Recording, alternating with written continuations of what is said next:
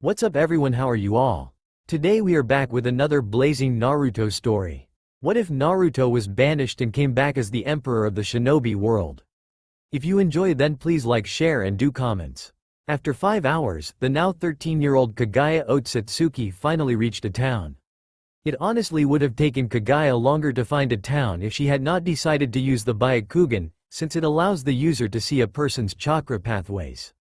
She felt stupid for not using it earlier. In fact, if she did use the Byakugan in the area where she first awoken, she probably would have found a small town 10 minutes away from her. Soon after arriving, she then realized she didn't have any money. Even though Kaguya didn't know the value of money, she knew it was an important resource to have and use wisely. Luckily, an old lady, who ran a local stand, offered Kaguya a free lotto ticket, which gave out a reward regardless of the results. Lady Luck must have been on Kaguya's side as she got the double jackpot prize. Though Kaguya doesn't know what that means, she just assumed it was really good given the old lady's reaction as she was yelling in excitement. Kaguya then stayed at a hotel for the night, planning what to do. She emptied whatever she had in kimono, laid them across her bed.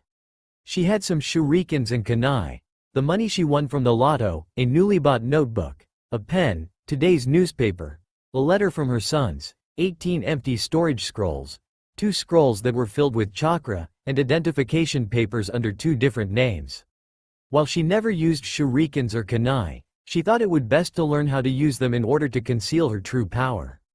After all, any of the hidden villages would go after her if they learned she possessed multiple bloodline limits, Keki Genki, such as both the Byakugan and the Sharingan.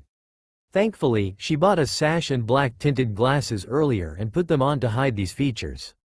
A transformation jutsu, henge, could suffice, but the truth was Kaguya seemed to have trouble with chakra, as every time she would use a jutsu it either fails or succeeds but has a backlash of pain throughout her body. The notebook and pen where to write down anything Kaguya thought was important, anything she feels that she might forget, and for something to write her plans in. She had today's newspaper in order to compare it to Black Zestu's memory and plan accordingly. The letter from her 2 sons had a more detailed explanation what they had done, why Kaguya was younger, and about the 2 scrolls filled with chakra. As to what happened involving the force that tearing up the multiverse, the entities that she saw while imprisoned, and entities of other worlds that were affected or to be affected by the force they now call the Dimensional Altering Force, DAF or DOF, whichever you prefer, decided to make a copy of the next world to be altered and use whatever power they had to make sure that the DAF would use all its energy on the new world and connect it to the other worlds that have been affected, all while the new world was still being formed. Kaguya wondered how could this have worked. She couldn't really complain as the plan was working so far. She even found out her role in this. Find a way to bring this history-altered world to peace like its original counterpart. While Hagoromo and Hamura thought that it would be best to befriend the 2 who saved the world and held the title, Child of Prophecy. So they regressed her age so that she would have an easier time to associate and learn about the 2. Doing so also sealed some of her chakra away so that even Black Zetsu wouldn't sense her chakra. Finally, the last part of the scroll had information about the 2 scrolls filled with chakra. These scrolls contained gifts from Hagoromo and Hamura. The scroll that was from Hagoromo was orange with 6 Magatama markings in a circle formation. This scroll contained the 6 paths chakra and could only be opened by those with iron faith and the guts to never give up. Meanwhile, the scroll that was from Hamura contained his chakra, which can only be opened by someone of the Hyuga clan who has been deemed worthy. If a Hyuga were able to open the scroll, they would be infused with Himura's chakra, which will act like second source that replenishes. The Hyuga will obtain power similar to the 6 paths, but only do so at first by using the Tensigen. The Tensigen is a dojutsu that was possessed by Hamura and can be obtained if a Byakugan from the Hyuga is combined with the chakra from the Otsutsuki clan. The Tensigen allows the user to control attractive and repulsive forces, similar to the of the Rinnegan's Diva path. When using the Tensigen's Tensigen chakra mode, the user gets a number of truth-seeking balls, which are comprised of the 5 nature transformations and the yin-yang release. When infusing the ball's Tensigen chakra, the user can release a few very powerful techniques. Kaguya then took a quick look at the 2 sets of identification papers before she decided to start planning. One set was using her actual name while the other set was under the name of Usagi Shokin. 1. Comparing to the date on the newspaper to Black Zetsu's memory, Kagaya was around the point in time where one of jailers, Sasuke Uchiha, will attempt to defect to the Sound Village, Otogakure, and fight her other jailer, Naruto Uzumaki, at the location known as the Valley of the End. Kagaya decided to head there to keep an eye on the two, as she still wasn't sure how the now changed history has affected them. She would have to keep an eye out Black Zetsu too. She decided that by using Black Zetsu's now pointless ambitions as an opportunity to unite the world under a common threat. Though this involves making sure that the artificial human doesn't know of her existence. If Black Zetsu did find out about her, then the threat level of his and Madara Uchiha's plan will decrease, and since the whole point for Black Zetsu was reviving her. But Black Zetsu might just halt everything and ruin the chance of the world uniting against him and Madara. Before going to bed, Kagaya realized that she needed to reseal some of the money she won. That's right, seal. Kagaya had won a lot of money. How much? Well, about 80% of the bed was covered in stacks of money. She had actually used a storage scroll, which had instructions on how to use it, to carry most of it while having a small amount in a pocket. This is to the people who will complain that Kagaya wouldn't know anything sealing or scrolls. Instructions are useful for a reason. The next day Kagaya got some supplies, such as food, some clothes, and a bag, to bring with her. She actually learned that her trip to Valley of the End would a day, which honestly could have been worse. In fact, she hoped it didn't get worse. No one wants to be in a worse situation than what they currently are. Valley of the End, a day later. Naruto Uzumaki was in one of the worst situations of his life. No, civilians weren't chasing him around with pitchforks. No, he didn't run out of ramen in his refrigerator. No, nothing bad happened to Ramen Ichiraku, it was okay. What was happening though was Naruto was fighting his teammate who Naruto considers as his best friend, Sasuke Uchiha. Sasuke was defecting to Otogakure in order to gain power from the Snake Sannin, Orochimaru. However, the truth was that Orochimaru was just using Sasuke as a means to get a hold of the Uchiha bloodline limit, the Sharingan. Naruto tried to convince him to come back, but damn it all, why doesn't he understand? Naruto thought to himself. As of right now, Naruto was covered in a dense shroud of the nine-tailed foxes or the Kyuubi's chakra, which had one tail. Meanwhile, Sasuke was using the power of the curse seal at level 2. By using the curse seal at level 2, Sasuke's body went under a transformation. His skin turned dark gray and his hair grew longer and turned dark blue. His eyes also turned dark gray while the Sharingan was still active. Additionally, he grew webbed claw-shaped wings from his back and had a dark, star-shaped mark appeared across the bridge of his could see Sasuke across from him. Finished talking about how this place was fitting for their battle. Sasuke then prepared his Chidori, 1000 birds, a lightning nature or lighting release technique. However, compared to the other times Sasuke has used this jutsu, this time it seemed different as it was darker in color and had the sound of birds flapping instead of chirping.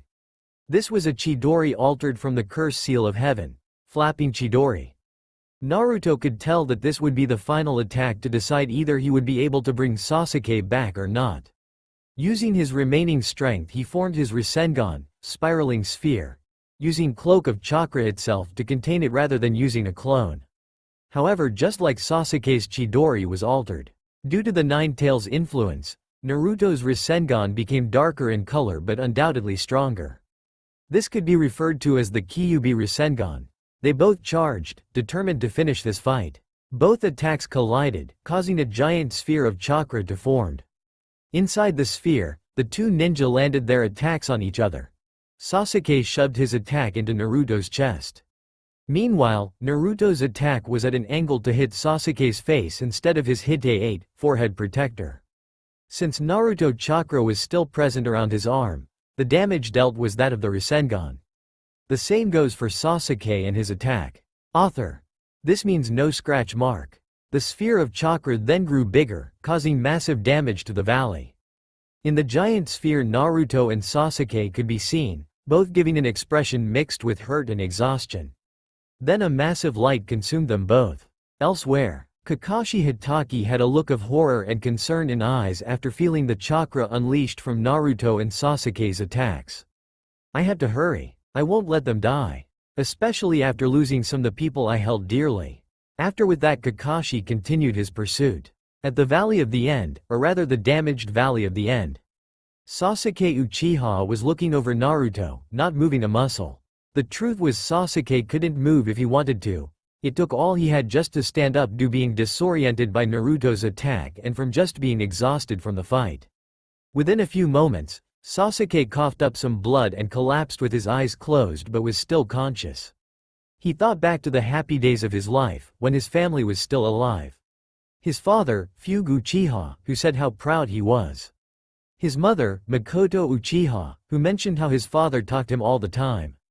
His brother, Itachi. Then, he remembered that day. The day of the Uchiha massacre, how everyone in his family was slaughtered by none other than his own brother. Sasuke remembered going into his house hoping to God that his parents were still alive. However, his hopes died as he saw his father laying down in a pool of blood and seeing a pair of arms covered in blood in the next room. Sasuke assumed that was his mother, also killed. He remembered how Itachi, his brother, appeared before him, showing him an illusion of how he killed their parents and the reason why, to test his power.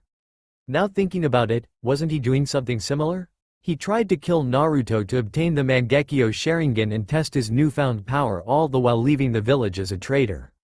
Sasuke then realized that he was being just like his brother, who caused him so much pain. Just then he heard a voice, a girl's voice if anything, in his head. Do you believe that Itachi would kill his family just to test his strength? Did you not see him cry?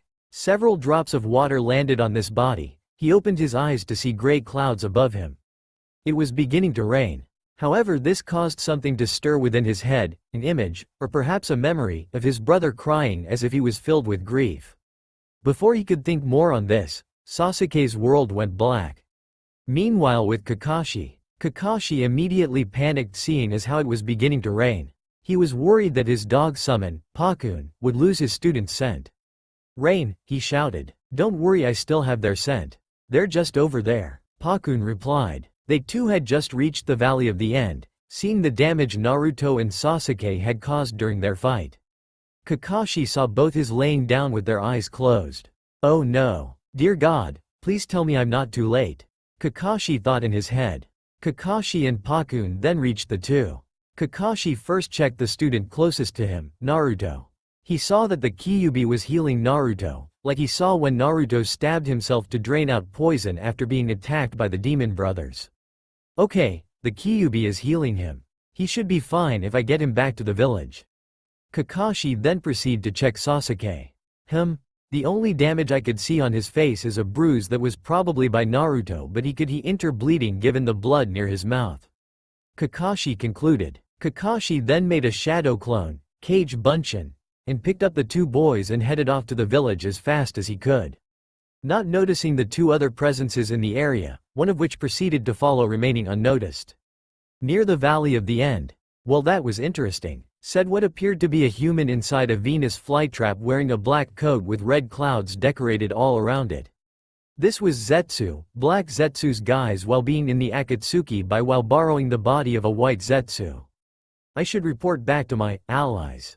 Though I wonder who was the other person that was hiding?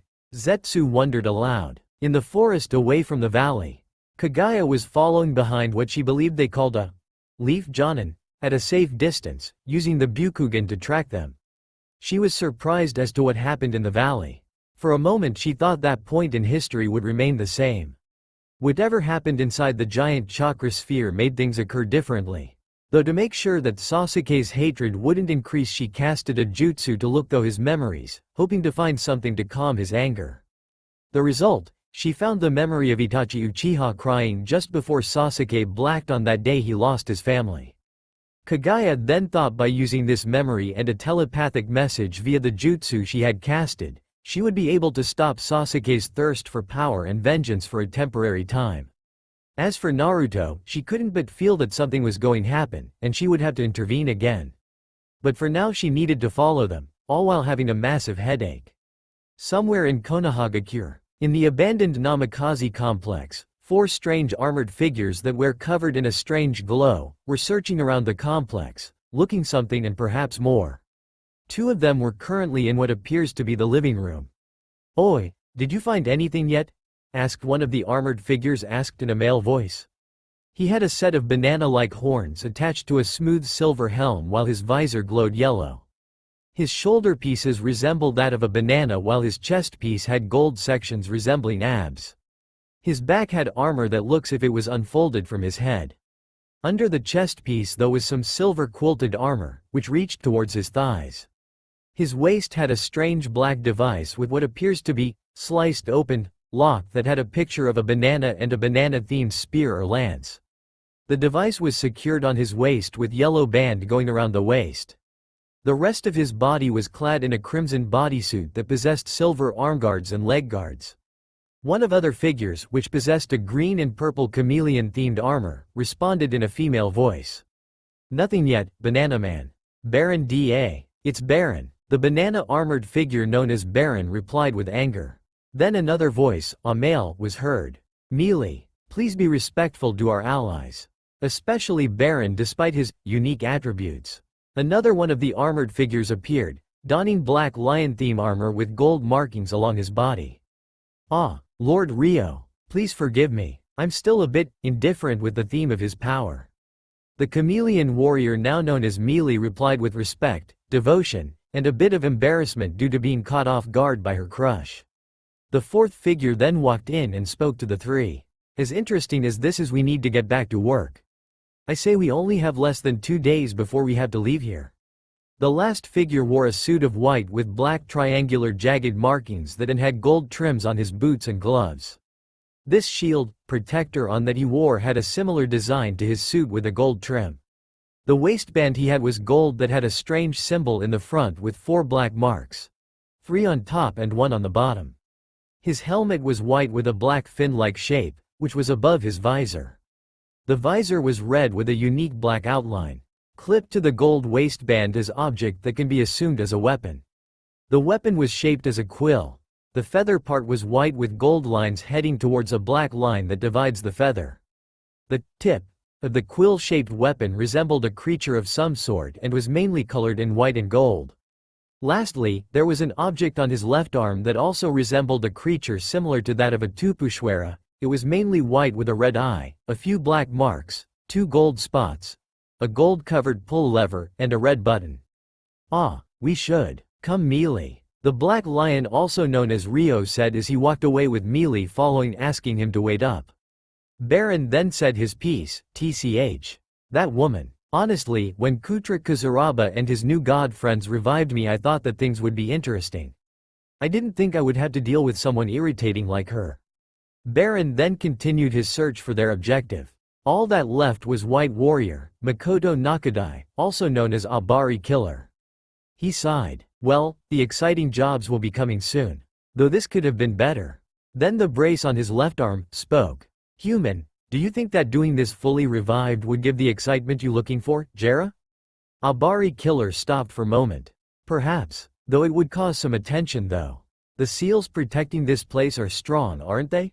The truth was that the whole compound was booby-trapped with seals, a countermeasure in case someone got past the seal that prevented anyone from getting inside.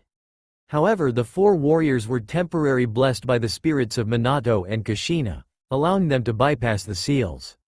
However, the blessing would only last until they were fully revived. As of right, the warriors were spirits that could interact with physical objects. "I'm surprised that those 2 humans weren't revived alongside us, Gela." The brace spoke again. "Top Galer, if anything only Kushina Uzumaki could only be revived. Minato's soul is still stuck with the Shinigami, death god. We were lucky to even speak to him. Unless convinced by someone, the Shinigami will not let Minato's soul go." "Fine, shall we continue human, Gela?" The voice, now known as Top Galer, spoke from the brace again. Abari Killer responded, "Let's." And with that he walked off. Hokage's office, Konohagakure. Tsunade was currently meeting with 3 ninja from the hidden sand village, Sanagakure, who had helped the Sasuke retrieval team. It had been a few days since the success of the mission. Surprisingly, she had learned that the leader of the group from Suna, Gaara, was like Naruto as they both had a tailed beast inside them. While Naruto carried the Kyuubi, Gaara carried the one-tailed beast, Shukaku. Tsunade was pleased as to see how Naruto has affected Gaara, as he is trying to improve his relationships around others.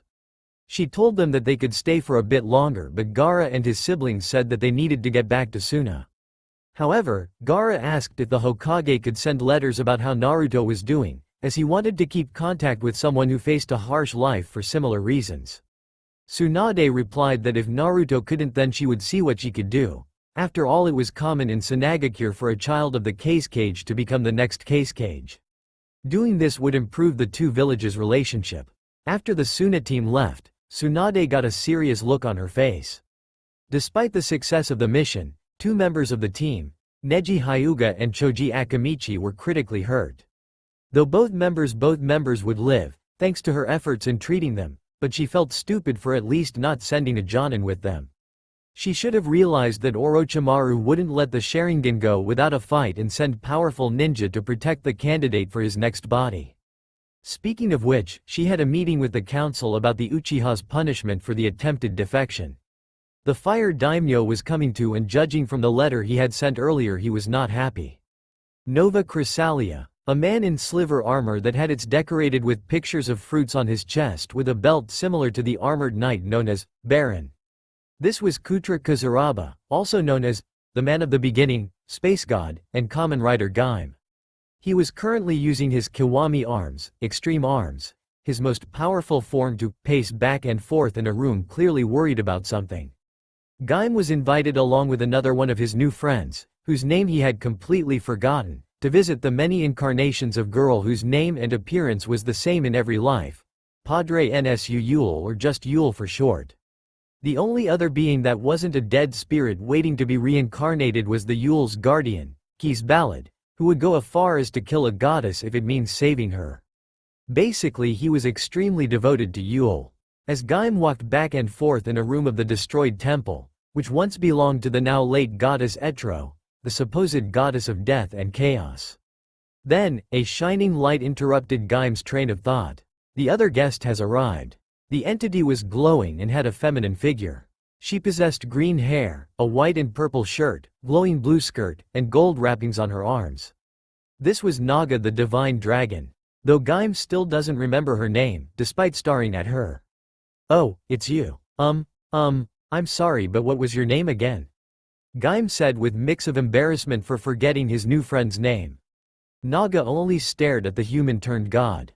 She then finally responded, "You are Gaim, correct? What would your wife say about forgetting someone's name?" Gaim blinked his eyes underneath his helmet. "Wife? Oh, you mean my? Whoa, whoa, whoa, whoa, whoa, whoa, wait a moment there. Me and my, I mean my and I, are not like that.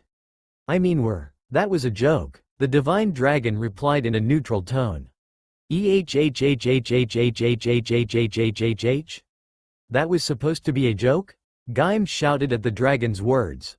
Gaim could continue. Another presence made itself known. "I mean, no offense, divine dragon, but your humor is a bit dry." The space god and divine dragon turned to see Ki's Ballad in his purple armor and his wicked-looking sword on this back. Gaim calmed down, thinking that now that Kis was in the room they could move on and learn why they are here. It wasn't a social call given the invitation. "However, I do find what you did there to quite amusing." Then Gaim slouched over from Ki's words. Wasn't he supposed to be the serious one? Then multiple voices that sounded like the same person filled the room. "It is time. Gaim, Naga, let us discuss what we need to do. Before Naruto Uzumaki recovers and is brought before the Konoha's council." A girl appeared beside Kis with a dark aura around her. She looked young, somewhere between 13 to 15 years old if anything. She had gray hair, blue eyes, wore a white top with a oven-shaped cut vertically, wore a strange tribe-style necklace. A skirt with the color white changing to purple going down, dirty yellow shoes, and wore multiple tribe-style armbands on both her arms. What are we here to talk about? Or what we to do? Wouldn't Hagoromo and Hamura need to be here?" The silver Kamen Rider said to the new guide of the dead. Everyone just stared at Gaim. Gaim then gave them a, "What?" look. Kis sighed before answering, "We supposed to looking powerful or smart warriors who have died to help Naruto in case the worst happens. Just Hagoromo assigned us to do." Naga then spoke in her usual tone. "Have they forgotten that I am dragon, not a god? I cannot make or unmake. The Yule present then responded, Naga, your purpose in this is to locate, convince, and transport the people, then will be revived by myself and Gaim to Naruto's side. Before anyone else could continue, Gaim interrupted, what is the worst that could happen? Beside death, I mean. Everyone turned to him once again. To him his answer. Konoha cure. Kagaya managed to get into the village under her false identity. She was actually worried about getting arrested at the gate since Usagi Shoken was a cover, but the fact that she doesn't have little to zero history in this world really helped. Her first objective, getting food. Kagaya was starving. She had eaten the last of her rations before getting to Konohagakure. Now she was on the prowl for a place to eat without drawing attention to herself. Then she would find her two would-be jailers and see the aftermath of their altered battle, and plan from there. Ayame, the daughter of Ikiraku's owner, came in and took Hinata's and the girl's order. Surprisingly, they order the same thing. One order of miso ramen and pork ramen to go. Hinata was now a bit curious about the girl next to her. Perhaps she should introduce herself to the girl. She seemed new around here and looks a bit uncomfortable with her surroundings. Meanwhile, Kagaya was nervous but optimistic. She had encountered not only a Hyuga, who could possibly expose her, but it was the Hyuga who had a crush on her blonde-haired jailer. Kagaya knew that one of the Hyuga's orders was for Naruto, which would mean he is awake. Kagaya could use this as a chance to get close to the blondie and earn his trust, well, friendship really. However, she couldn't get ahead of herself, as she needed to friend the Hyuga first. You the Hyuga uttered. Kagaya turned to her thinking that this was her chance to get the Hyuga to lead her to Naruto without suspicion. Yes? Kagaya responded in a polite tone to the Hyuga. I was wondering, what's your name?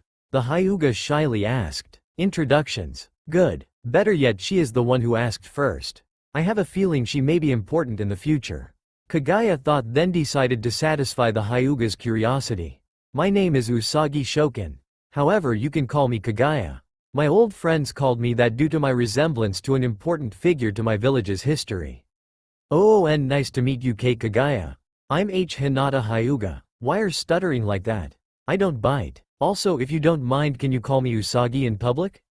I only use the nickname when around people I could trust. Yeah? People you trust? The Hyuga said with confusion. Sigh, I wouldn't get into it much, but my friends and I were scolded by extremists because they called me that. Kagaya said with a pissed-off tone. Oh okay, so what brings you to Konoha? You want the honest truth or the answer saying that I'm traveling the world to learn and grow? Kagaya then stared at Hinata waiting for her answer. Hinata, who was growing suspicious of Kagaya, was worried. She couldn't tell if Kagaya was messing with her or something else. Hinata opened her mouth and gave Kagaya her answer in a firm tone, the answer that Kagaya wanted. The truth, please. Kagaya smiled. Gotcha. Well, I stopped by at the Valley of the End since it was known for it being the location for the final battle between Hashirama Senju and Madara Uchiha.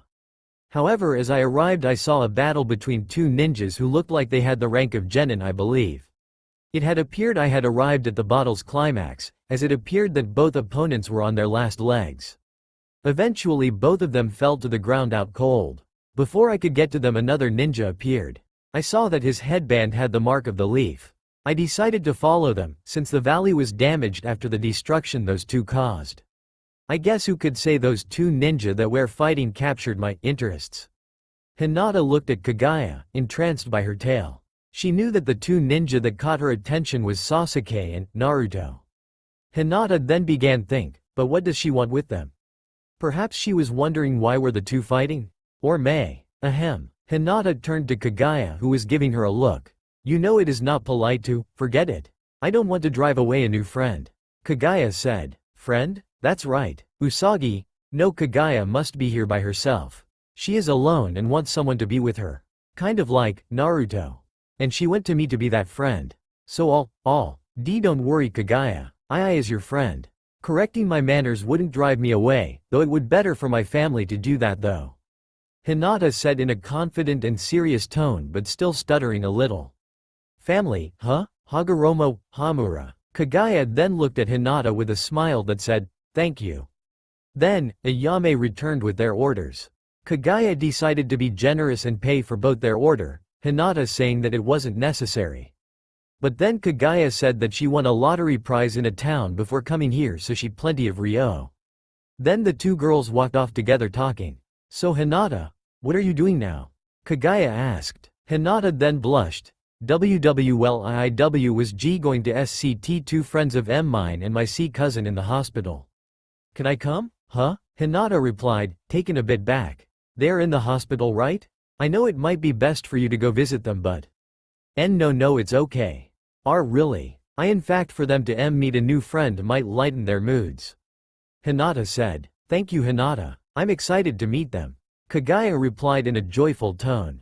She wasn't lying. She was excited to see possible friends and allies, things she really didn't have after obtaining the power of chakra. Also she got a chance to talk to one of her former jailers. There was one thing was bugging her though. I should probably fix up Hinata's shy personality. A little chakra brainwashing or hypnotic suggestion could easily fix this, but I don't want to change her too much by accident. Maybe I should help her like any other people could probably do. Confidence lessons perhaps? Kagaya decided to put aside her thoughts for now and continue to chat her new friend. Unaware that her friend's life and her jailer's lives were about to change. Konoha Hospital. Hinata Hyuga had just signed in as a visitor to see Naruto. The nurse at the front desk looked as if didn't really care if she saw Naruto now, or rather who saw Naruto now. Heck, she didn't even ask why Hinata was carrying 4 orders of ramen. Though that is explainable, being a ramen addict was one of the few things that the entire village knew about Naruto. Hinata then walked through the halls heading towards Naruto's room. However, as she walked by patients, doctors, and nurses, no seemed to really pay attention to her. Tsunade's assistant Shizune had just walked out of Neji Hyuga's room and was now heading to see the Hokage. She was walking in the direction where Hinata was coming from. The two walked by each other as if they didn't notice each other. Had Shizune or anyone else did noticed Hinata, they would have noticed something off with Hinata. Rather than the usual shy gesture Hinata Hyuga has, she currently possesses a look of determination and planning, a look that should have raised alarms if for anyone who knew the Hyuga princess well. She had finally reached the hospital room of Naruto Uzumaki. A smirk developed on her face. It is finally time to meet Naruto Uzumaki. But first, Hinata took a quick look at both ends of the hall using her Byakugan and saw no one was around. Well then, Kai, release. Just then, chakra could see covering the outlining of her body, but then dissipates. Using that high-ranked, genjutsu? Is that what they call it? Anyway, that technique was tough to pull off. Either because it was something Mistress came up with or the amount of chakra needed to pull it off. Hinata's body would have exhausted if Mistress didn't use her chakra to cast it instead. Hinata then entered the room discreetly and saw bandaged Naruto. She then went over to inspect him. Oh my, it looks like he is still unconscious. Fine, I would have resorted to plan B if he was awake. She then started making hand signs and said, Room of Silence Jutsu. The Room of Silence Jutsu was a genjutsu that can be used in 2 ways so far. One is where chakra by the user invades the selected target's chakra system and prevents them from hearing a single thing in the room they were currently in. The second way involves covering the walls with chakra so no one outside the room could hear what was going on the inside, though sound that comes from the outside could still get in. There is a method to combine both known uses for the jutsu, but it takes a considerable amount of chakra, and since depending on it is used, it is hard to rank this jutsu. Especially since no one knows of this jutsu. Hinata casted the jutsu for the second way that could so no one could hear what was about to happen except for Naruto if he woke up. She took a sealing scroll out from her pocket, put on the floor, and then opened it. A puff of smoke came from said scroll to reveal Kagaya Otsutsuki with her unique features hidden by her clothing. Hello mistress, have you thought of way to introduce yourself to Naruto? It appears we have some time.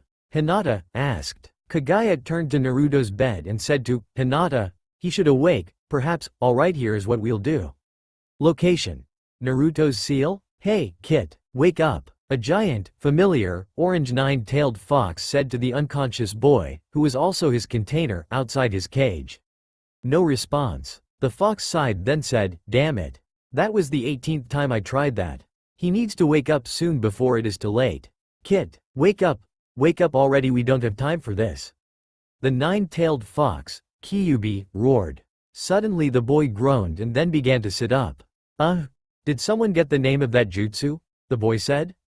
The boy possessed sun-kissed blonde hair, cerulean blue eyes, 3 whiskers marks on his face, and was wearing a jumpsuit with a lot of orange on it. Yes, this is Naruto Uzumaki, and he is just taking notice of where he is. The next out of his mouth was, hold on. Why am I back in here? What happened to Sasuke? Why did you bring M? Okay, good. You're awake. Now listen, we have a big problem heading our way. The Kyuubi interrupted the confused ninja. Hey, don't you cut me off, you stupid fox.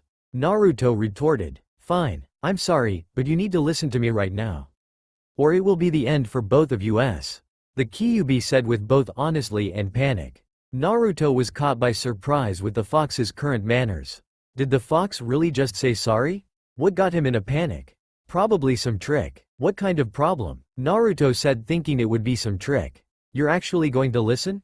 Hey, well, if you want the short and simple version, I believe my adoptive grandmother is going to extract me from you to absorb me, then the rest of the Biju, tailed beasts, from their hosts, and eventually place the world under a massive genjutsu. Oh, and absorb everyone's chakra too. I might be missing few things about her plan, but this is all assumptions. The Kyuubi explained. There was a silence as the fox waited for his host's response. You have a grandmother? Yeah, right. The blonde responded, thinking this is a trick. She has been following us since your fight with the Uchiha and is almost at our current location, your village's hospital. Listen, Kit, I am afraid of her. Me, a Biju, afraid of someone. Actual fear. Do you think that I would joke about something like this? Number? The Kyuubi didn't like how things were going. When he felt Kaguya's chakra, the fox nearly mistook for his father, Hagoromo Otsutsuki, the sage of 6 paths. However, the Biju noticed that the chakra felt off. The chakra felt older than him or the old man, but something was still off. However, the only conclusion he could draw was that Kagaya, because the only being that possessed chakra older than the old man. Especially since she was a part of the Jubi, 10 Tails. The Kyuubi knew about Kagaya thanks to once being a part of the Jubi in Hagoromo, leaving behind a few documents that are now lost to history. Now, the Kyuubi only had 2 questions. 1. What is Kagaya planning? He knew her goal, but how was she going to reach it? 2. What were they going to do with such short time? Hey, stupid fox. The Kyuubi's thoughts were interrupted by his container. What? Kyuubi responded. So that is the deal with this person that you were afraid of? And what did you mean that she is your grandmother? Naruto questioned. Sigh, I know we don't have a lot of time, but I will have to start from the beginning. Get ready, kid. You're about to learn the origin of chakra users and ninshu. Naruto stared at Fox with confusion. The origin of chakra? Nish? What's that? Ninshu. Pull up a chair, kid. This story is a long one. The Kyuubi replied. The Kyuubi then tried to explain Naruto the origin of chakra, the path of 6 sages, the Jubi, and of course the creation of the 9 Biju. Needlessly to say, Naruto had a hard time absorbing the information, from either not understanding or being shocked. The explanation took so long that the Kyuubi wondered how Kagaya hasn't found them yet. I swear I might was well the kid who his parents are and my real name while I'm at it, peeved. Yeah, right. He doesn't deserve it, the Kyuubi thought to himself. The massive fox beast then looked down towards his container, who looks like he is debating whether the information that was recently revealed was fake or real. Before the fox could get a response from the boy, you know, I feel like you left out some information. A third voice, that belonged to female, made itself known. The Kyuubi had then looked to the cage of the room they were in. There were 2 figures, both of them were girls and appeared to be the age of 13. Naruto recognized the one as Hinata Hyuga, but the other one not so much. The Kyuubi on the other knew that the other girl was the presence that he had felt, Kagaya Otsutsuki. Needlessly to say, the 9-tailed fox was freaking out. Well, if this is the end, might as well put up a front. So you have come, Kagaya Otsutsuki. Shut up for a moment, fox. The Hyuga is waking up. Oh, and you might want to make a good, friendly, first impression. Kagaya interrupted. The Kyuubi stared at her thinking. Did she just try to okay what is going on? Isn't she after me? Why bring a Hyuga here? She is the original Byakugan user. Heck, why even come in here in the first place? What happened? A certain Hyuga groaned. Hinata stood up and got her bearings together. Hinata? A certain blonde spoke. Hinata then stared directly at her crush and began to go red from her shyness. The only thing stopping her from fainting was how she ended up where she is. N Naruto? W where am I? T the last thing I knew W was, gasp. Where is Kagu? Right behind you. A certain rabbit goddess interrupted. Hinata turned around with an eep and stared at Kagaya, and completely ignored how she was not hiding her horns or three eyes. K Kagaya? WW what H happened? One moment we were in an alleyway to ask me something. Then I see two glowing look-alikes of you who phased into me and I pass out in the process, having a dream about getting over my shyness, and now I'm here with N Naruto in a strange place. While Hinata was talking to her friend, Naruto was staring at the girl he had never seen before. He had to admit it, the other girl looked very pretty. Naruto then noticed that two of her eyes looked like the eyes a Hyuga would have when they weren't using the Byakugan, and the eye on her forehead looked similar to the Sharingan. He was about to say something but Hinata interrupted with a WHAAT. From Hinata, Kagaya gave an ashamed look and said, I made two astral copies of myself and they possessed you to help you with your shyness. The second one was to your body to Naruto while you were in your session. But why? Hinata asked with a look of betrayal. Kaguya's response was simply pointing to Naruto. However, when Hinata turned around to look at Naruto, saw finally the giant cage and the Kyuubi behind the bars. II is TT that TTTHTH the Kyuubi. WW why is it here? Now she notices me. Well, to answer questions, somehow my adoptive grandmother dragged you into the seal with her while I was talking to my container or jailer, whichever you prefer. The Kyuubi responded. Kagaya then spoke, talking? More like trying see me as one those, the end of the world masterminds, and seriously? Adoptive grandmother? I practically am your grandmother. Naruto could not understand what was happening. Not because he was stupid, far from it. Rather it was from the series of events happening so fast. First he had to deal Sasuke trying to leave the village, then the Kyuubi says that a relative of his is going to end the ninja world and that he is creation of the legendary Sage of Six Paths.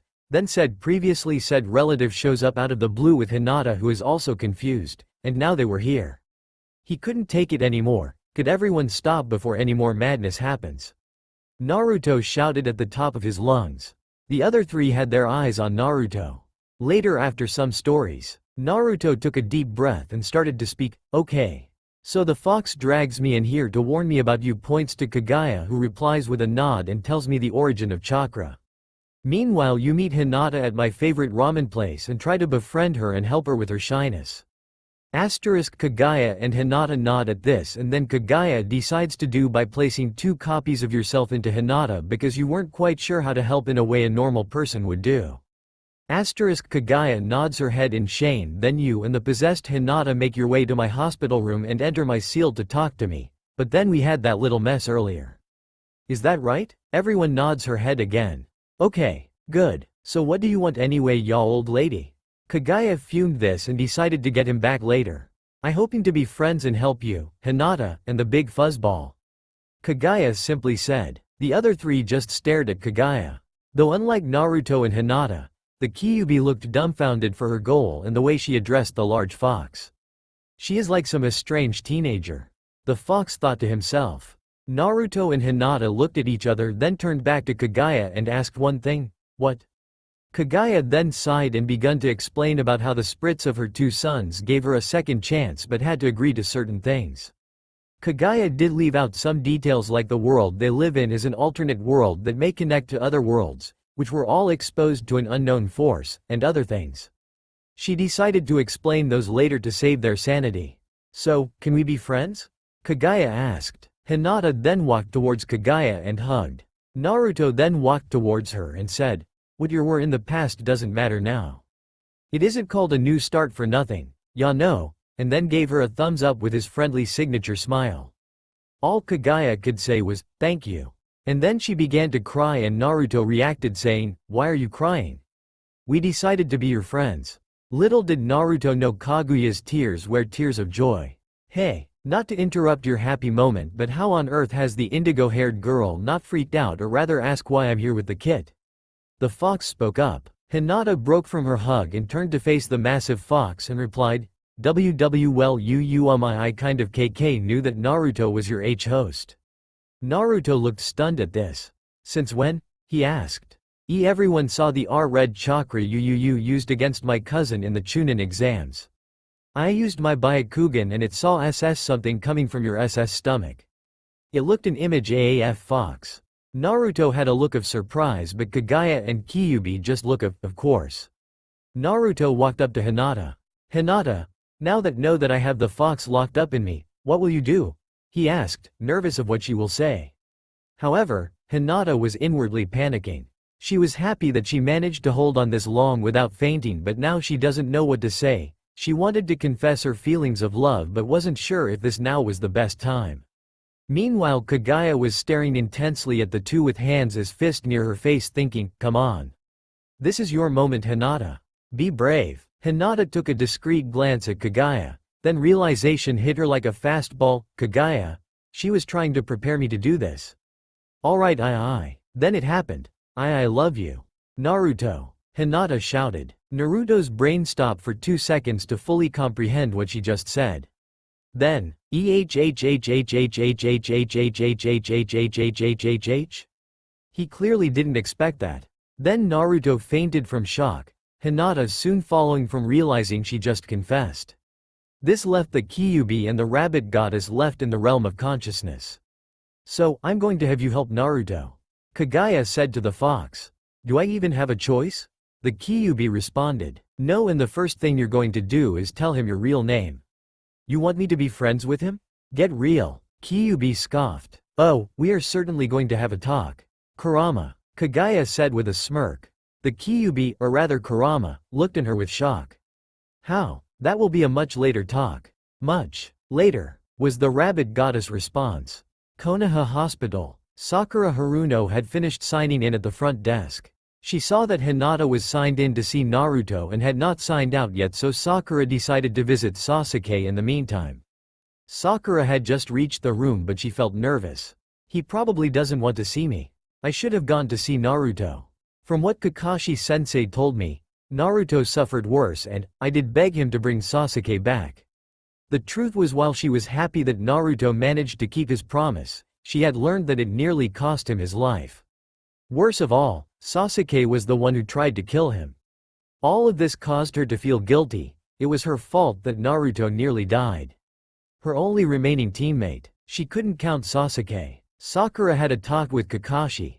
He said that since there is evidence that Sasuke tried to kill Naruto, the total amount of crimes he will be charged with could land Sasuke a prison sentence at least 10 years. Maybe I'll just take a peek. Sakura said, slightly opening Sasuke's door. She saw the Uchiha was strapped to his bed with seals, so he couldn't escape nor use chakra. As for Sasuke, he was awake staring at ceiling but also looked lost in thought. Sakura felt afraid to confront him. He felt too different from the boy she thought she had known as a teammate and the person she tried to win over. Maybe I should just. Sakura? A voice interrupted from inside the room. It was Sasuke. Sakura snapped out of her thoughts and looked at him. Hey Sasuke. I was just, could you come in? Huh? The pinky could only say. Can you come in? I think I need to talk to someone right now.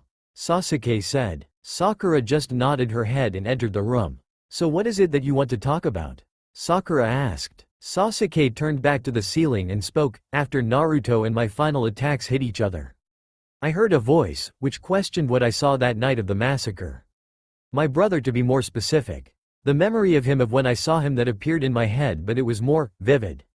He was crying, as if he was in pain. I'm wondering to myself, what does it mean? He told me that he killed our clan to test his power, but why was he crying? Sakura could only ponder at this.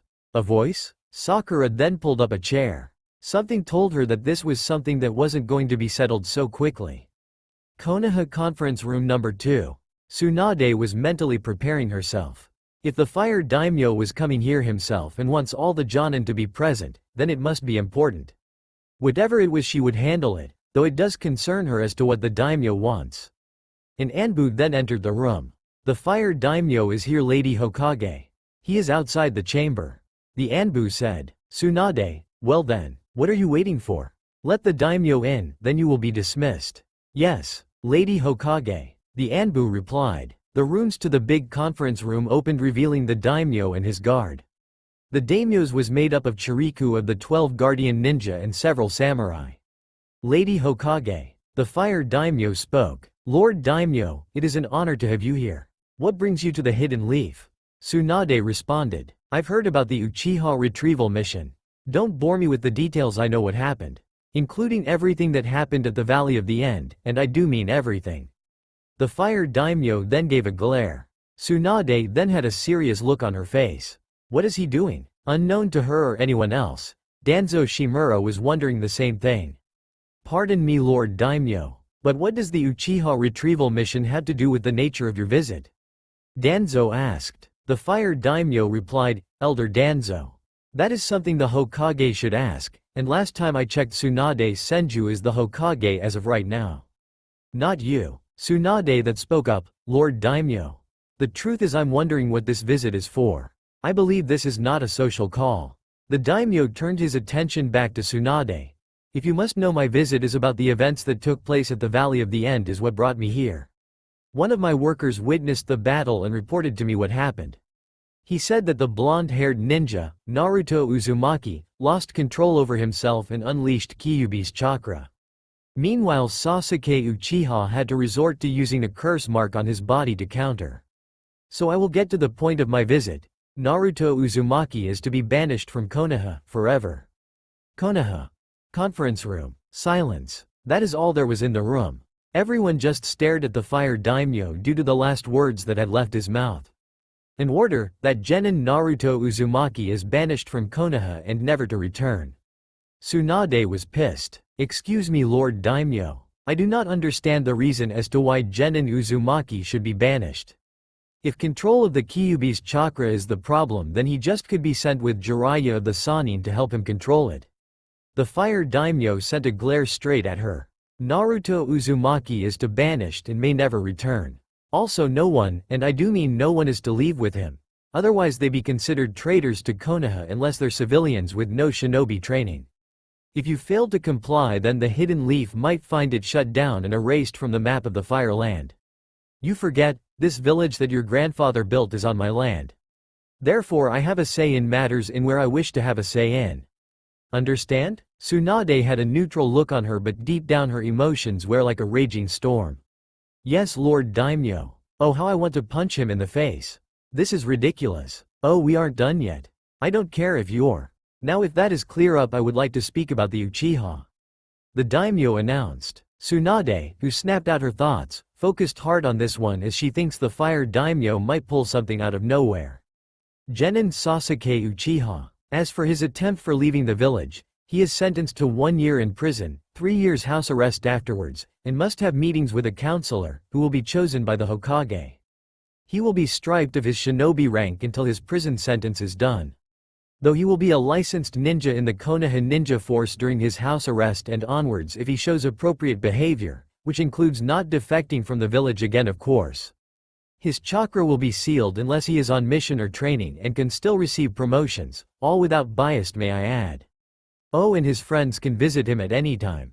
The fire daimyo finished. Needless to say, some people were not thrilled with these orders, such Tsunade and the Jonin ninjas whose students were a part of the retrieval squad. Lord Daimyo, I have a complaint about your interference in shinobi affairs. Tsunade spoke up. Oh, and what would that be, Lady Hokage? The daimyo said with venom in his voice.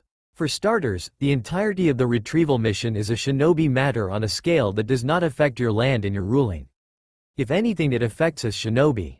Second, Jiraiya the Toad Sannin can check Genin Uzumaki's seal too if there are any problems. Third, with the amount of crimes that the Uchiha has committed, he deserves a more severe punishment than what you have given. The daimyo just nodded his head as if he taking in what Tsunade had just said. Meanwhile, everyone else present was watching with great intensity and disbelief. The ninja who had gotten to know Naruto, which isn't that many, having the kid to be banished for something that could be easily cleared up is just, well, really unfair. To others who didn't really know or like him, they didn't expect someone like the daimyo to get rid of the kid in such a way. I have considered your words, Lady Hokage, but I stay by my decisions. Regardless of whatever reasoning anyone has, everything that I have stated about Genin Uzumaki and Genin Uchiha will move forward unless you wish them to be executed and then Konoha razed to the ground. That is final, the fire daimyo said with a firm tone. Good day, Lady Hokage. With that the fire daimyo began to leave the room. Please wait, Lord Daimyo, Tsunade begged. She had lost 2 people she cared so much about, she will not lose another, damn it.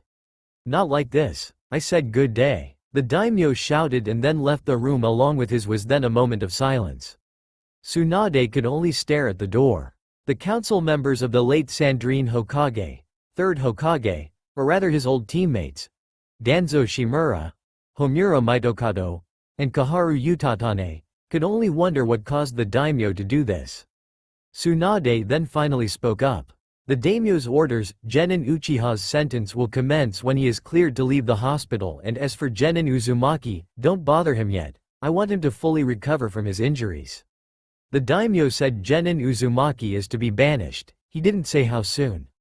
Everyone is dismissed. Aside from Tsunade, everyone proceeded to leave the room. Though Danzo took a glance at the Hokage without anyone noticing. Then the Godem Hokage, 5th Hokage, was the only person in room. She then proceeded to her office with a pile of paperwork there for her to fill out. She then sat down at her desk and finally let her emotions run. I'm so sorry, Naruto. There was nothing I could do. Tsunade and her pet pig then came in. Surprisingly, she was carrying few bottles of sake. Shizune was at the meeting and she knew how much Naruto meant to Tsunade, so now seemed an appropriate time for sake if there was one. Tsunade grabbed a bottle from her apprentice, opened it and began to drink. How am I going to break this to him? Tsunade thought. Nova Chrysalia, Kamen Rider Gaim, Key's Ballad, Naga the Divine Dragon, another figure, and a Yule saw what had just transpired in the realm they were currently in. Oi, seriously? Did that just happen? The godly Kamen Rider said. The unknown figure then spoke, whoa, seriously?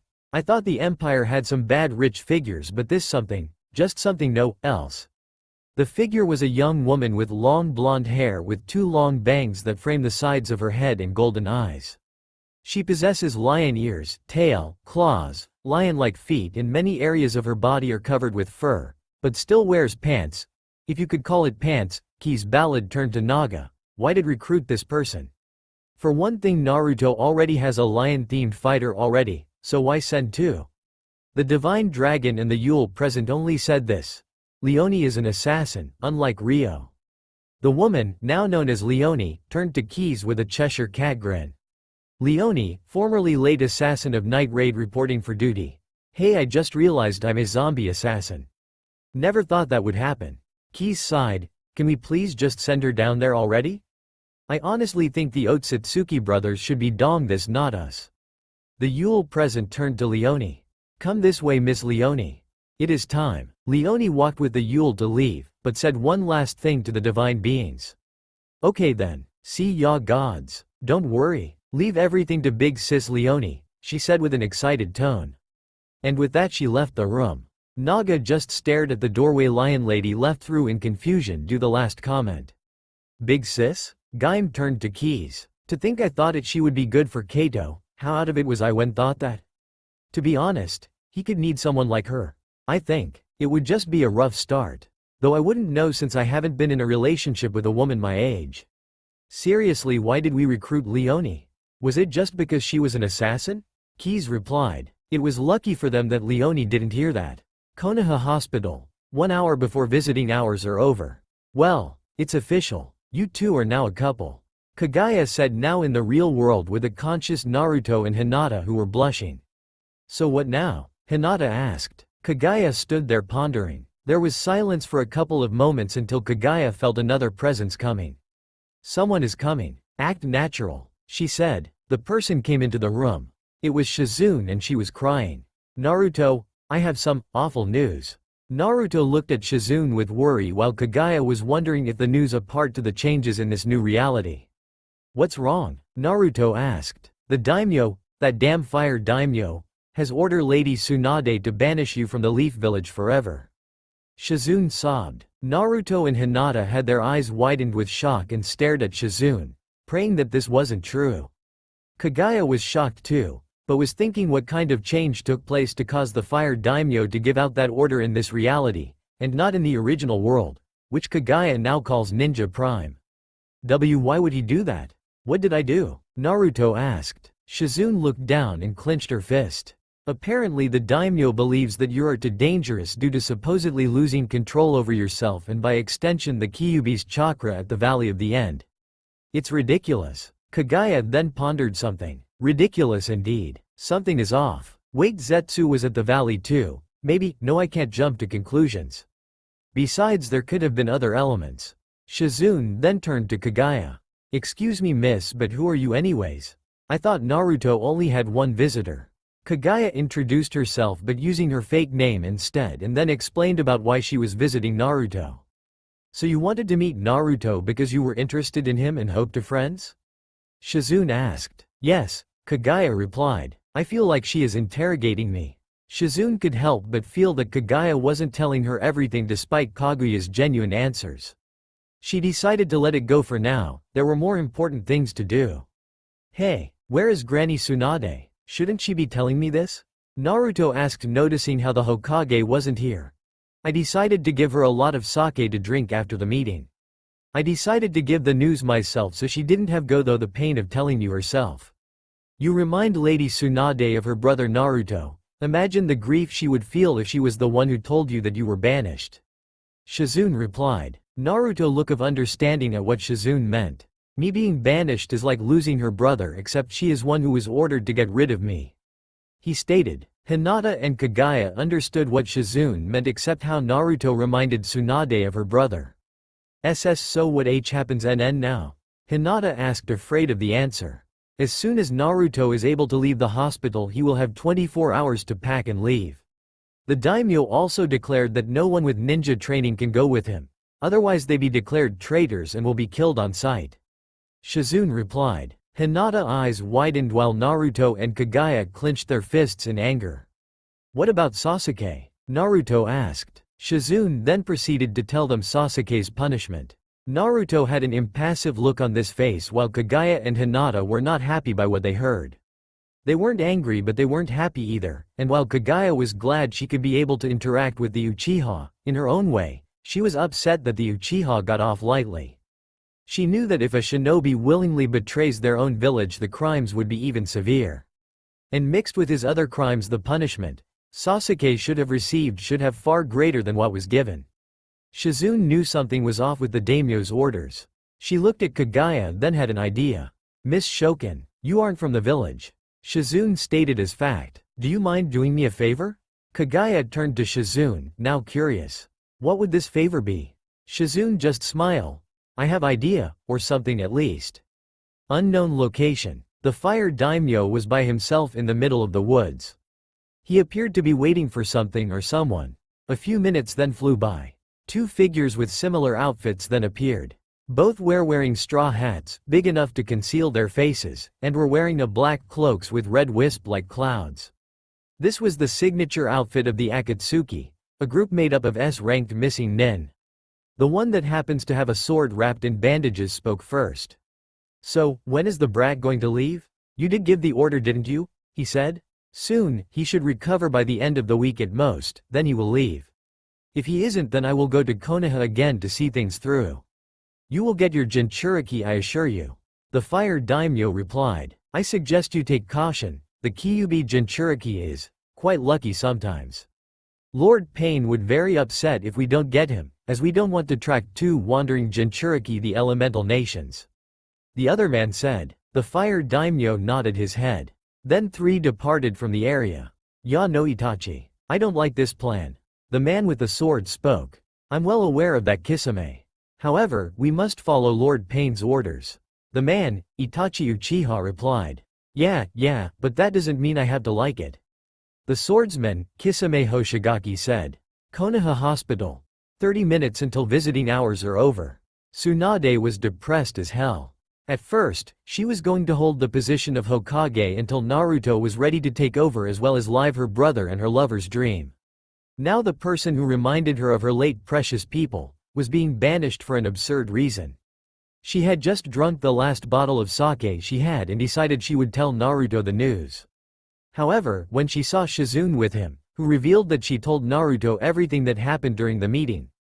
Well, I guess you were aware what happens, right, Naruto? Tsunade said. Naruto looked at Tsunade as she was on the verge of tears. Yeah, I know Granny. I guess this means you will have to live out my dream too. Naruto said. She couldn't hold it in anymore. Tsunade hugged Naruto and cried. After a few minutes she let go. I'm going to visit you every day until you leave. Tsunade said. Thanks Granny Tsunade. Naruto replied. Tsunade and Shizune then left for the day. While they walked through the halls. Lady Tsunade, there is something you should know. Shizune spoke to her teacher. Yes Shizune? Tsunade said with tears still on her face. Earlier, Naruto, myself, and two others had made two plans for Naruto to sneak out of Konoha. We were hoping that you could join in. Shizune said. Tsunade stopped walking, Shizune as well a moment later. Tsunade wiped away her remaining tears then stared at her assistant. Do you even need to ask? The Hokage spoke in a firm tone. Shizune gave a smile. She couldn't tell if she was happy that she could help her mentor and Naruto or not feel like a useless assistant for once. Konoha. Secret Root Base. Danzo Shimura was sitting at his desk contemplating about the meeting with the Fire Daimyo and his orders. Danzo couldn't understand just what was going through the daimyo's head. Sure, while the daimyo wasn't always convinced of some suggestions, he wasn't stupid. Losing the Kyuubi Jinchuriki, losing Konoha's soon-to-be weapon, over a little panic was stupid. He wanted to voice his opinion back at the meeting but Tsunade showed how pointless that would be after saying how Jiraiya could check the seal but only for the daimyo to practically say that he didn't care. The daimyo always seemed to have a liking to Jiraiya. Heck, he nearly made Jiraiya Hokage. However, the important question is why did the daimyo doing this?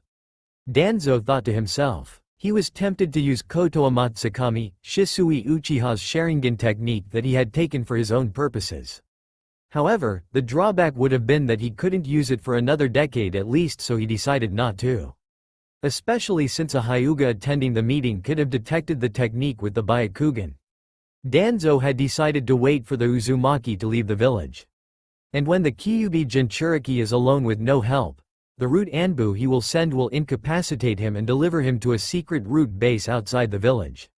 It would have been easier to get the boy into root when he was still a member of the village, but he couldn't risk it because of Hiruzen and then the current Hokage.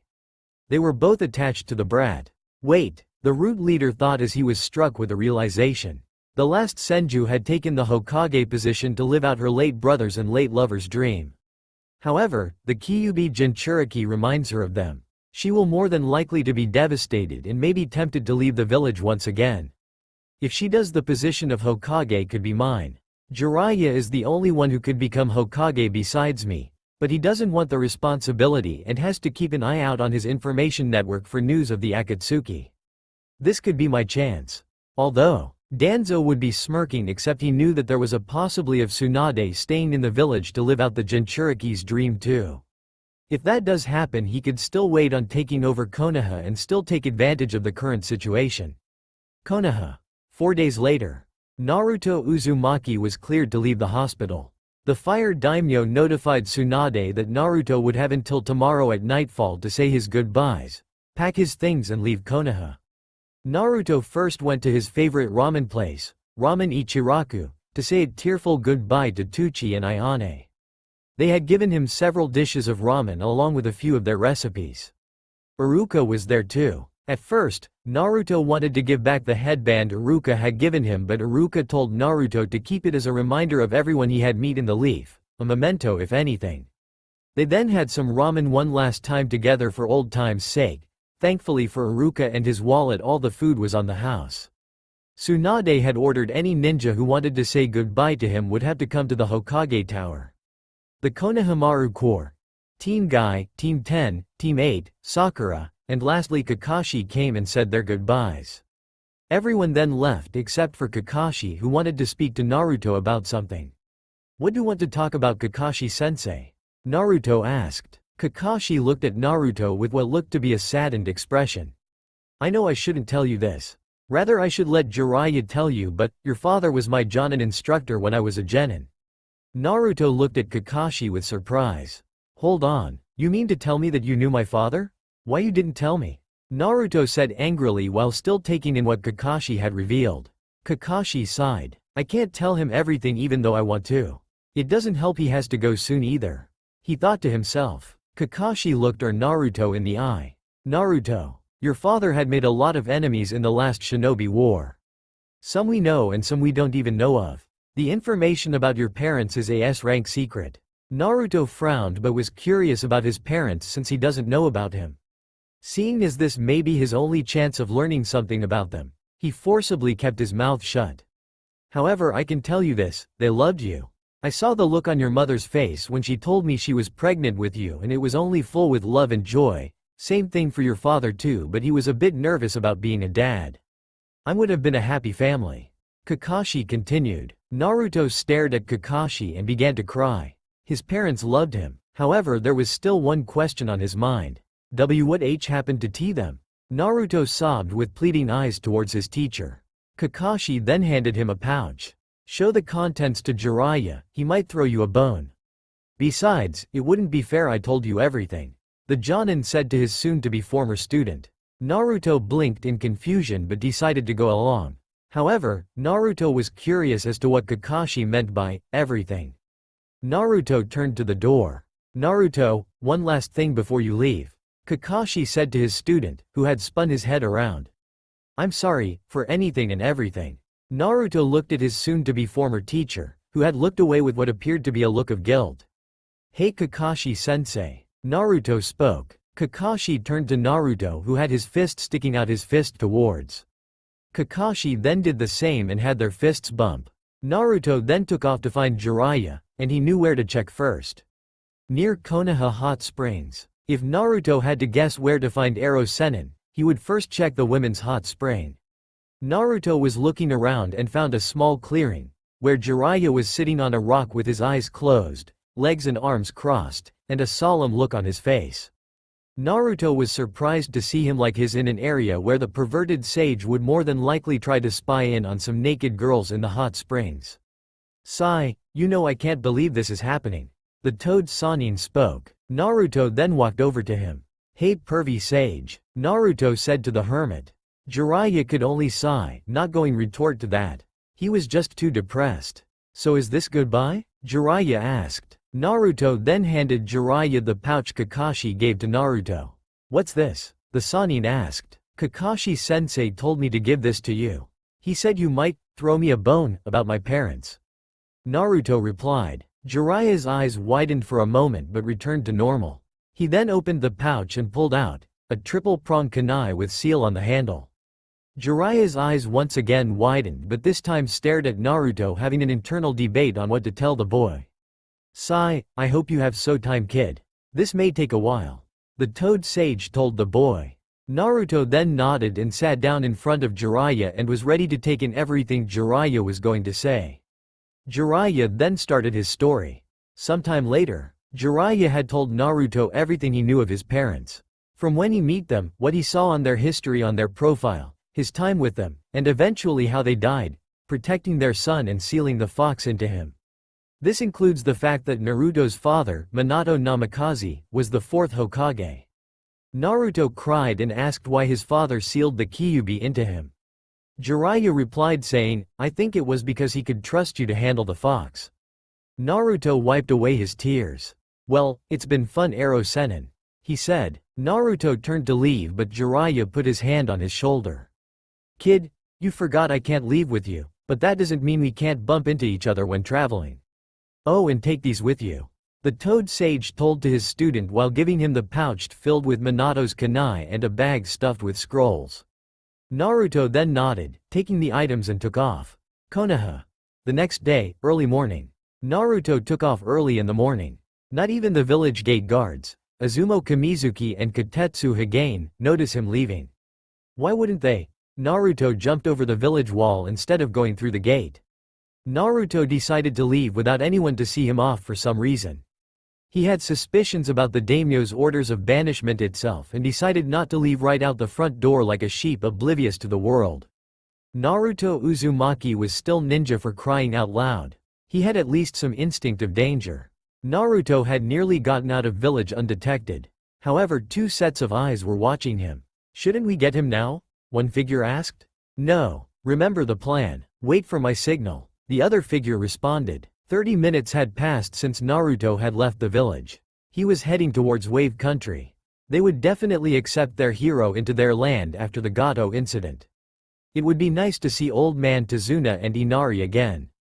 He could even visit Zabuza's and Haku's graves. He could remember them like it was yesterday. His first mission outside the village, and boy was it big. However, Naruto's reminiscence of his memories was stopped by two figures that appeared in front of him. It took a moment, but he recognized the two, Itachi Uchiha and Kisame Hoshigaki. They had tried to abduct him during his mission to find Tsunade and bring her back to the village. Not only that, but Naruto learned that Itachi was the one Sasuke wanted to kill. Speaking of which, Itachi spoke first. Naruto Uzumaki, I suggest you come quietly. You have no allies to help you escape this time. The clan killer said. Yeah brat, you're outnumbered on this one, and don't even think that Toad Bastard is coming for you. Kisame said. Naruto's response was a simple draw of a kunai and look of, come at me. Kisame smirked at this. What no witty response, just drawing a kunai? Man, for a moment you actually act like a ninja. Kisame jokingly said. Itachi showed little concern but felt something was off the way Naruto was reacting to their presence. However, Itachi shrugged it off, thinking that Naruto was going under an aftereffect of being banished and losing his dream. So brat, going peacefully or are we doing this the hard way? Kisame asked before continuing, please say the hard way, I hate the method that we used to get you out here. Naruto perked up at that. Method? What method? Naruto asked. Ho ho, the brat speaks. I would gladly tell you, but only if you give yourself up. Fair deal? Kisame said while Itachi sent a glare to the shark-like-faced swordsman. Kisame, shut up, Itachi said with his Sharingan now active. The three stood their ground knowing the outcome if they were to fight. However, Naruto acted calm, something that the Uchiha had noticed. Why is he so calm? Based off our last encounter, he should be at least in a slight panic as no one can help him, unless… Unfortunately, Itachi then realized too late. Now, a female voice yelled. Several figures came out of nowhere and threw smoke bombs. The entire area was covered in smoke. Itachi used a wind jutsu to blow the smoke away while Kisame used his sword. The smoke cleared to reveal less than 30 female figures around them. They were all wearing black uniform-fitting suit that cover most of their body, black leather gloves, shoulder guards and knee guards, a blank forehead protector. They also had hoods and bandages to cover their face and hair. The two Akatsuki members weren't sure what to make of them. Huh? Who are these guys? Those are strange outfits they're wearing. Outlandish even. Oh well, you want fight, you certainly got one. Kisame said. Focus on the mission. It looks as if they managed to take the Jinchuriki away from here. The Uchiha said to his partner. Meanwhile, Itachi had different thoughts on his mind. I don't know how it happened, but looks like some friends of Naruto's managed to not only get the drop on us but escape, as well as leaving shadow clones to stall us. At least the Akatsuki won't get their hands on the Kyuubi just yet. Itachi then got out of his fighting stance. Kisame, there is no point in continuing this. He spoke. The swordsman then turned to the Uchiha. What are you saying? We can take them and still get the brat. Kisame tried to reason with his partner. We don't know who we are dealing with, and these are shadow clones. The real ones out have ran off with our target and we don't even know where. We could check local towns nearby, but that is too obvious since they know of our presence. Itachi replied. TCH, fine. Kisame said, giving in. Then the two stood next to each other and then fell to the ground with their bodies turning into different people. The shadow clones all saw this, then decided to dispel. When they did, a group of Anbu appeared. The two of them turned into different people. They're not the real Itachi Uchiha or Kisame Hoshigaki, they must be elsewhere. One of the Anbu said. Another one then spoke up. We also lost track of the primary target, the Kyuubi Jinchuriki. Should we try to locate him? Yes, but Terra will report back to Lord Danzo. Let him know what is going on. With that, the now identified Rude Anbu split up. One heading to report to Danzo while the others look for their target. Unknown cave. Naruto and the three female figures were in a cave, with one near the front as a lookout. Naruto had his eyes closed as the other two girls were changing. You can open them now, Naruto. A familiar voice responded. The blonde opened his eyes to see Hinata in her normal outfit and Kagaya in the outfit she wore in Konoha. I don't get why you guys didn't use a henge, wouldn't be easier? Kagaya raised an eyebrow. A henge transformation just to confront two S-rank ninja where at least one of could probably see through it. Really? She replied to the boy. The other member, a young woman, of the group approached them. Well, it looks like we gave them the slip. The lady replied while making a ram hand sign. There was a small puff of smoke. When it cleared, it revealed the lady wearing a different outfit. She was wearing revealing red outfit, showing her midriff, arms, and legs with her white hair tied back by a multicolored rope with bells attached to it. She wears red high-heeled sandals. She had multiple tattoos that resemble flower petals on her midriff as well as her left leg. She was now wearing an Anbu mask on her face. See, she used a henge, Naruto shouted. Kaguya rolled her eyes and turned to Anbu lady. Good work, Kagura. Now could you go see if there is a village nearby or find some game in the forest? Kaguya asked. Yes, mistress. The now revealed Kagura spoke. She then shunshined, body flickered away. When she left, the three then discussed their future plans. So when should head for Wave? Hinata asked. I would say 2 days from now. My shadow clone spotted some rude Anbu, a former Anbu division under the command of Danzo that was supposed to be disbanded by the orders of the Sandaime Hokage. Looks like they're after you so they can turn you two into emotionless tools. Kaguya replied, seriously? I thought we only had to watch out for the Akatsuki. Naruto said, nope. Thankfully there is a place where we could hide for a while once we're done in Wave. Uzu Shiogakure, in the land of whirlpools, Uzu no Kuni. Kaguya replied. Naruto and Hinata gave a solid nod, but, by the way, who exactly is Kagura anyway? And where did you even meet her? Hinata asked. Naruto commented about her as well as she was suddenly part of the group with little introduction. Long story short, while Tsunade and I were discussing our plan in private, Kagura tried to get the jump on Tsunade but we took her down. We found out she was trying to steal some things from Tsunade and place explosive tags around the village. Kaguya said. Naruto and Hinata eyes widened. Why is she helping us and not in prison? She nearly tried to kill you and Granny Tsunade. Naruto yelled in shock. Naruto, I'm sure there is a reason right? She hasn't done anything to us except helping us. Hinata said. Kaguya smiled. If you would like to know, why don't you ask her later? It would be good way to get to know her. Fine, Naruto replied. By the way, what are doing in Whirlpool anyway? I highly doubt it is just to hide and train. He asked Kaguya. Hinata turned to Kaguya as well, wondering as well. Naruto and Hinata didn't really know what to do now since they cannot return to Konoha and they didn't know to do now they have denied their dreams. Kaguya looked at the two former Leaf Ninja. She wanted to help these two as much as she could. She didn't forget the Uchiha back in the village, but these were her friends. She wanted a future with them. It's her new start after all. Well, I guess we could discuss what we do together in the future. The rabbit goddess replied with a smile. Little did the three know of what the future has planned. Konoha. Hokage's office. Shizune put down a stack of papers on Tsunade's desk. Do you think that they will be okay out there? Shizune asked her mentor. Tsunade, who's slowly filling out the paperwork in front of her, turned to her first apprentice. I hope so. I would be lying to say if I wasn't worried. Though I'm sure they will find something. And they even technically have a disciple of mine with them. The fifth Hokage replied. Shizune knew whom she meant. Kagura, a former Anbu shinobi, who wanted to be Tsunade's apprentice and also possessed the dream to become Hokage as well. However, Tsunade denied Kagura the chance because Kagura lacked compassion for others but was never told that. Shizune had been there when Tsunade and Kagura patched things up. Kagura had demanded to know why Tsunade had become Hokage when she had previously claimed that she had no intention of taking up that position. Tsunade explained that she had been convinced to put it all on the line for one fool's dream. From there the two patched things up after Kagura realized her mistakes and asked if there was anything she could.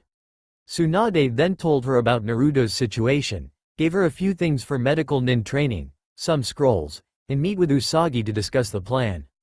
Though Shizune was surprised when Kagura started calling her senpai, and Usagi and Tsunade mistress. It was a little disturbing. Alright then, Shizune replied. Then a knocking came from the door. Who is it? Tsunade asked. Sakura Haruno. A female voice announced. Come in. The pinkette walked through the door with a nervous look on her face. Is something the matter, Sakura? Tsunade asked. The pinkette looked at Tsunade, took a deep breath and spoke. I would like to become your apprentice, Lady Tsunade.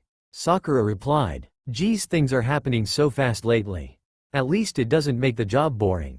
If this girl wants to be my new apprentice, let's see if she has the heart. Tsunade thought to herself. Give me a reason as why I should? The fifth Hokage asked Sakura. She had believed that her crush killed her.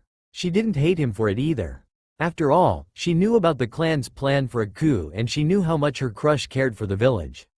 However, she also knew her crush was in pain, as killing your family while being sane is not something that can be forgotten easily.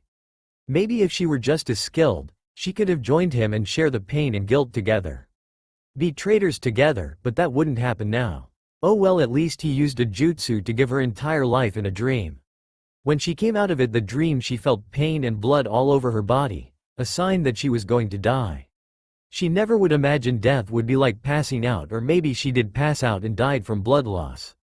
Wait, how can I imagine or even to think about my death when? Then she felt something. Like something. No, someone was trying to wake her. She didn't know what was happening, but she tried to respond like a normal person would, by opening her eyes. She tried but was struggling to move them. She tried again while putting in more energy into it. She was successful. She opened her eyes and looked around. She appeared to be in a large hospital room with 3 other beds, 2 of which were empty and other had another female occupant. The girl tried to make out whom the other occupant was, but the other occupant's face was behind a curtain. Who is she? The girl thought to herself. However, it was then she had a realization. I'm alive, the female spoke with shock. She wondered what kind of miracle had occurred for her to be alive. The girl then struggled to get out of her bed, due to the lack of use of her muscles for who knows how long. She used the IV stand next to her bed to help her up. She then made her way to a full-body mirror close by. She faced the mirror to look at herself. She had long brown hair with bangs framing her face and onyx eyes, with a mole under her right eye. She was wearing a blue gown that is normally used in hospitals. Then she heard the noise of a door opening. She turned to see who it was. She thought it might have been the hospital staff, only to 2 figures in hospital gowns. One with red hair and other who had green hair with orange strands. Well, Makoto isn't awake, but our new friend is. The figure with the red hair spoke. The girl realized that they were the other 2 occupants of the room. Who are you? She asked. The figure that possessed green and orange hair spoke first. Sigh, my name is Pakura. From Sanagakure. Sanagakure? The girl thought to herself. The red-haired figure with violet eyes spoke up. I'm Kushina Uzumaki. I'm from Konohagakure. Nice to meet you, The girl was silent for a moment, but then. Izumi Uchiha. From Konohagakure. The girl responded. Story 1. End. Story 2. Undead Meeting. Somewhere in the land of fire, Hai no Kumi, several strange figures are discussing something. So remind me why we haven't joined Naruto's group yet? I mean, we have what he should inherit from his parents and more. Mealy, the chameleon-themed fighter, spoke. We will meet them either in the land of Whirlpool or when they travel around the nation for a bit. The reason we aren't going to join them now is because we need our existence to the world a secret. Rio, the armored lion-themed fighter, replied. Kamen Rider Baron, the Banana Knight, nodded at this. While he could call hiding from the world as a coward's tactic, this world isn't like the world he knew with the feats that these ninjas could accomplish. Therefore, hiding from the world doesn't sound like such a bad idea. Then Abari Killer jumped out of tree doing a front flip and landed. I've taken care of the remaining root Anbu. He said to the group while holding up a scroll. When will our new contact meet with us? Rio asked. Just then a shadow formed under the group. Big boulder Da. A shouted came from above. The group looked up to see a giant boulder about to crush them. Thankfully the group managed to get out of the way as the boulder slammed into the ground. What was that? An enemy? Rio asked. As smoke cleared away, the group saw a female lion figure on the boulder. Well, what do you think of my entrance? She said as she waved to the group, who just stared back in disbelief. So this the newly revived member of our group. Abari Killer stated as a fact. If Kazuraba had anything to do this, kill me now. Baron muttered quietly. Rio and Mealy just stared at the girl's lion-like features, wondering if they can teach her Jukin, Beast Fist. That was an interesting entrance. You certainly don't seem boring, Lion Girl. Abari Killer shouted to Lion Girl, who responded with a, the name is Leonie. You're new member of this undead group. If anyone could see inside Baron's helm, they would have seen him raise an eyebrow. Undead? Don't you mean revived? He asked. Leonie then smashed the giant boulder she was on into tiny pieces and responded to Baron's curiosity. Yeah, sure, we are revived and all, but we had died before and were raised from our graves. Doesn't this technically make us zombies? I won't know since this my first time being revived, unlike you guys who were revived or brought back from the dead at least one time after you initially died, you lucky bastards. None of them could argue with that. There was just silence. Everyone in the group, excluding their new member, had been at least revived one time before being recruited and revived into this world. As if they were a part of a fictional world. Weird. Just to clarify, we are alive like a normal beings are, but we won't start aging until a couple of years from now. Abari Killer said, breaking the silence. The group then asked about Leonie's skills and abilities, as the divine beings back at Nova Chrysalia didn't really say anything about the new member could do. Then they respectively told Leonie their skills and abilities. Leonie got a bit curious when she heard about Jukin and wanted to see it in action, but Rio said they would show her later. By the time they were done talking, sun was beginning to set. Let's just find a place to eat and sleep. It's going to be nightfall before we know it, Baron said. Everyone turned to each, nodding. Wait, do we have any food? Mealy asked. Leonie then had a large grin on her face. Leave that to me. Sniff asterisk sniff. Man, I love my new heightened senses. Who's up for some bear meat? She said. Story 2. End. Story 3. What is up with the fictional divines? Nova Chrysalia. Common writer Gaim, otherwise known as Kutra Kazaraba, was taking a look around the rebuilt temple of Etro, which the Yules and Keys were using as a home for eternity. Being a planet filled with beautiful plants and mutant creatures were fine with him at this point, but a change of scenery was nice, even if that scenery was a bit ominous. He began to wonder if he should make a temple himself or a regular home like on his original home world, his Earth. A Yule came up to talk to him occasionally. Honestly, he could not really tell the difference between all of them. The story of their existence still baffled him, including the story of few certain people that essentially killed their god and take a new world that he created for their own to live on. But that is another story completely. As Gaim continued walking, a green blur ran into him, causing the both of them to fall into the ground. Ow, ow, ow. Okay, which bullet train hit me? He asked. He then turned to see a green-haired woman with pointy ears getting up with her back turned to him. It was Naga. Unless there was a green-haired woman, pointy-eared, divine being here. Hey Naga, are you okay? Gaim asked. The divine dragon turned around to see him. I'm fine, but I must return to my world fast. Keys will tell you about it later when the brothers arrive, she replied. Gaim knew whom she meant by the brothers and nodded in response.